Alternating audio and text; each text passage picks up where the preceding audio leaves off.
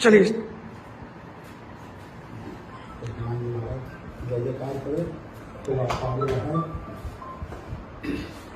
मेरे बाबा का ब्रिजमोहन दास जी का आशीर्वाद मेरे ऊपर बना रहे, बरसता रहे, मैं हमेशा यही चाहता हूँ। और मैं बताना चाहता हूँ कि हमारे पवन जी का बहुत सुंदर भजन आया है, लक्ष्मण जी को शक्ति बाण लगा, उस पर आपने जो भजन गाया है सबका दिल जीत लिया है।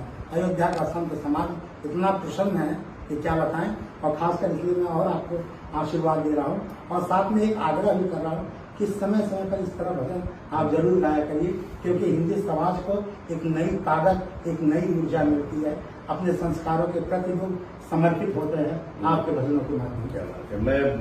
मैं तो बस यही चाहूंगा कि आपका कृपा मेरे ऊपर बना रहे और हमारे ऑडियंस का जो आशीर्वाद हमेशा मिलता है वो मिलता रहे, और मैं हमेशा चाहूंगा कि एक एक करके भजन जो है वो हमेशा हम सब के बीच आता रहे, ताकि मुझे आप सभी का आशीर्वाद मिलता है। हम सब समाज का हमेशा आशीर्वाद आपको रहता है।